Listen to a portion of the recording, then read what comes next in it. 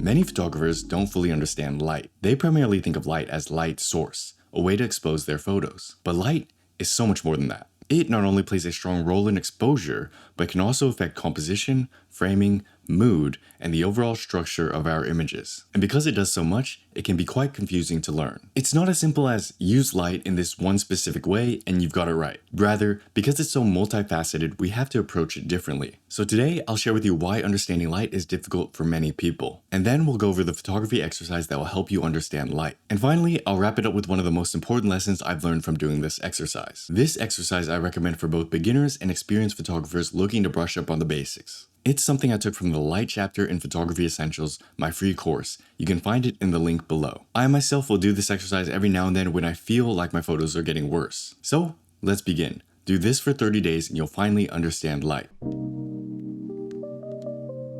Light is confusing. Many years ago, I didn't understand light. I simply understood it as a way to expose your photos, and there was good lighting and bad lighting. But I didn't realize how many different variables and factors existed. During this time, I also had a lot of questions. I wondered to myself, if color is so important, why do black and white images work? And if images without color can be just as good as images with color, is color actually even necessary? This brings up a whole nother topic and debate we're not going to get into in this video. But the point is, there must be some reason why photos without color work. An underlying structure that holds our photos together, whereas color is just the cherry on top of the cake. Great to have, but by technical definition, not required or necessary to have a good photograph. Realizing this took my photography to the next level, because I understood that to take better photos, I needed to understand what this structure was. And thinking back on it, it makes sense that it had something to do with light, because photography literally means drawing with light. But this still begs the question, how do I go about learning light? It's still confusing and there's still a bunch of different ways to use it. So how do I know if I'm learning or using it right? After some time experimenting, I realized what the problem was. The problem was, like many problems in life, if you're focused on and thinking about many different things, you're not really focused on anything. Because focus, by definition, means picking one thing and eliminating the rest. You can't focus on 5 different things at once. So the reason why I had a hard time understanding light was because I was trying to look at 5 things at once. And what I needed to do was just cut out all the other stuff so I could see and focus on just light. By doing so, I'd be able to practice light in a more formal and structured way. Doing this for a few weeks allowed me to change the way I saw the world, and my brain and I began to subconsciously understand light without me even trying. And then the lessons and learnings I've extracted from these experiences, I could take and apply to my photography as a whole. So, let's learn to see light. A world without color. If we want to understand and see light, it's actually quite simple. We just need to remove any and everything that is not light. Meaning, go into your camera settings and change your color profile to a black and white one.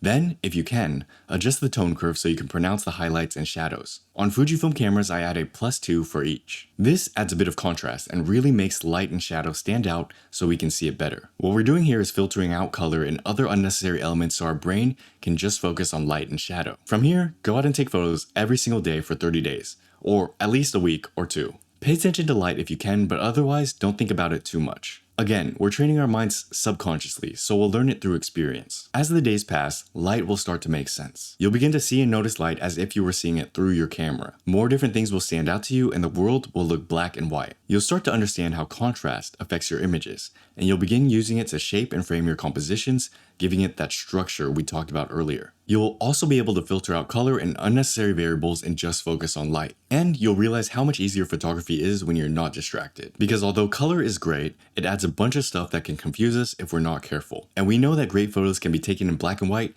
meaning color isn't always necessary. Doing this will improve your compositions almost naturally without you thinking about it. And when you do go back to color, you'll notice how much better your photos have gotten. They'll have that sense of structure to them because you've learned to be more meticulous when framing and nailing light right. This is the same exercise I used many years ago, and I still use it every now and then. It's not only helped me understand light better, but also photography better. I'd recommend to revisit this every few months or year if you feel like your photos have started to suck, but you can't quite put a finger on it. This is important because it takes us more than one time to learn things, right? If we could learn things on the very first go without practice and just replicate it effortlessly, we'd be superhuman. So chances are, if you feel like your photos are falling apart, you probably forgot a few things you've learned about light and shadow, and you just need a quick recap.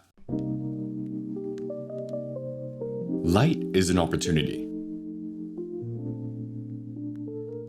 When doing this exercise, you'll learn many things about light. I'm not going to cover all of them, but I'll share with you one of the many important lessons I've learned. It's one of those things that has stuck with me and comes back every now and then to haunt me. Light is an opportunity. Light is not something we have to hunt for. Light is not something we control or manipulate to create the shot we want. And light will never be what we want it to be. Of course, if you're a studio or product photographer, whatever. That's not what we're talking about here. Street, everyday, landscape, candid photography. In these situations, we can't control the sun. We can't control the angle of the light. We can't control how strong it is.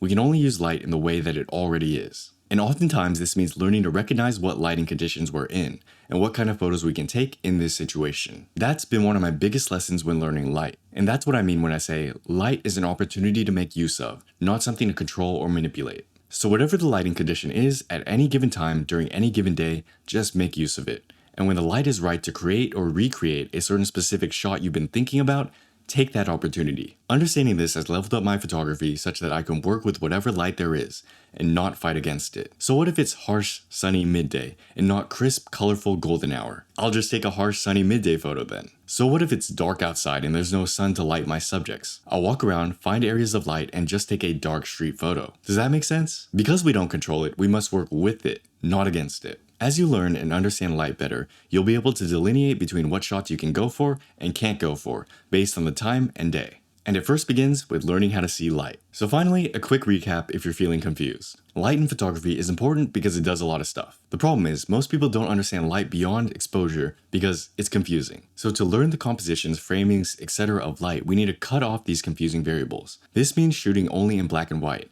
with pronounced highlights and shadows so we can see it better. Doing this will train our eye and mind to see light without all the other stuff. In this process, you'll learn many things. One such lesson that I've learned is to view light as an opportunity to make use of, not something to manipulate. What you learn may be different, but I can almost guarantee that if you do this for 30 days, you'll finally start to understand light. So I hope you found this useful or helpful. If you did, please share this with a friend. You guys can do this photography exercise together. And again, if you want to learn more, you can go to Photography Essentials. There's a bunch of similar exercises that will help you learn the different aspects of photography. Again, it's free. If you want to help support what I do here, you can add to the travel fund or pick up a copy of my latest photography zine, The Sinking Sun. Thanks a ton for watching. I'll see you in the next video. Peace.